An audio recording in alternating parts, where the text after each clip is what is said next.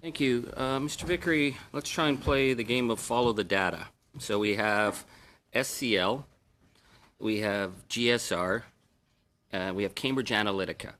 Now, GSR sets up his Facebook app for scientific research, gathers 86 some million profiles, and then for a pittance, probably the price of two Cokes, sells all that data to Cambridge Analytica. Facebook becomes aware of it and asks them to delete the information, and they say they do. And then this company, Aggregate IQ, which is a completely unknown company from Victoria that doesn't even have its own website, suddenly gets 40% of the Brexit Leave budget to run the Leave campaign. Would you be able to tell us if that Facebook information that was scraped is what is in the Aggregate IQ's database? I'd like to dispel some misunderstandings that may exist and further this along. Uh, the the Facebook data that was scraped through Facebook apps as well as surveys that were conducted over Mechanical Turk, which is an Amazon offering that people can do. There were a lot of different ways GSR was gathering data and tying it all back into Facebook profiles. That Facebook data wouldn't necessarily be needed anymore after the modeling, the analysis, the behavioral tools have been developed using that data. Once you understand the interactions and the way to make people do certain things with certain messaging, the raw data from Facebook can be purged and you don't need it anymore. You can then take that framework and use it with more election-based voting data that you start to build up and get the desired outcomes because you've already used those frameworks on the social media data. So no, I have not come across what is obviously the Facebook data in question within this repository. That's not to say Okay. it never existed, but yes, that's the But you status said of it. it could have also come from Amazon, the information? Well, I want to be clear that Amazon's Mechanical Turk system is a way to have people fill out surveys and pay them for it. And that is one of the methods that GSR employed as they were gathering this type of data. They tied it back into the Facebook profile, but Amazon's Mechanical Turk was a vector used. Okay, so what is the connection then? Cambridge Analytica and Aggregate IQ claim to be completely separate. And again, Aggregate IQ gets 40% of the Leave budget. Christopher Wiley says that they were basically used as an electioneering money laundering scheme through Cambridge Analytica as a franchise. What in the database connects the two? Cambridge Analytica and Aggregate Yeah.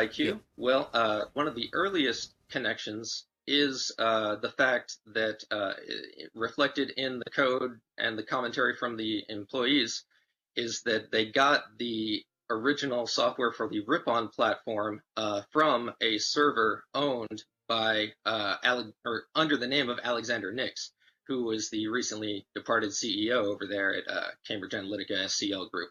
So there is that direct tie-in. One of the apps that was developed by Aggregate IQ that is a phone community outreach and voter kind of influencing messaging platform. It operated on a domain known as dclisten.com that is also registered under the name Alexander Nix. So there is plenty of examples of resources and assets flowing between these two groups. And so Uh, Alexander Nix, who's with SCL and on the board at Cambridge, it's his website that Aggregate IQ is listed as the only website they had when they were given 40% of the Brexit vote leave. Wasn't it an SCL Aggregate IQ website?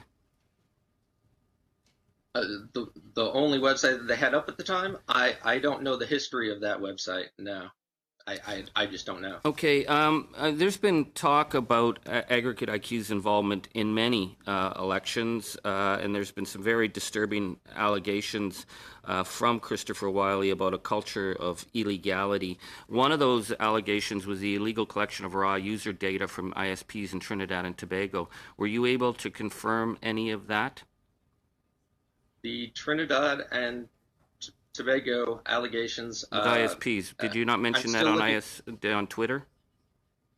I believe the evidence to show that those allegations are factual exists here. It's not in a final conclusion phase, but yes, there is a Trinidad and Tobago project in here with personally identifiable information of a large deal of people. So you can say that AIQ, that database, had collected raw data from ISPs in Trinidad and Tobago? Whether they got it from ISPs or other means is not definitive, but yes. Okay, let me rephrase that then. So that there was data that could have affected the elections in Trinidad and Tobago that was in the AIQ database. Yes, absolutely. Okay, thank you.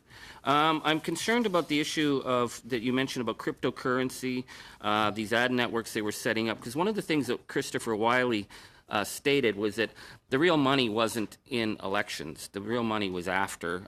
He's talked about the ability to influence governments if you've got the right government in. When Aggregate IQ, does it look like this database is being used for other commercial purposes that would have furthered their interests? The potential is there. I want to kind of emphasize that I see Aggregate IQ as more of a division of a larger, entity. You could think of them more like a development department within a larger corporation. And who is that larger corporation? Who is that larger corporation? Sorry, what? I would say that corporation is likely to be thought of as SCL. I see their goals and endpoints aligning quite, in parallel. Thank you.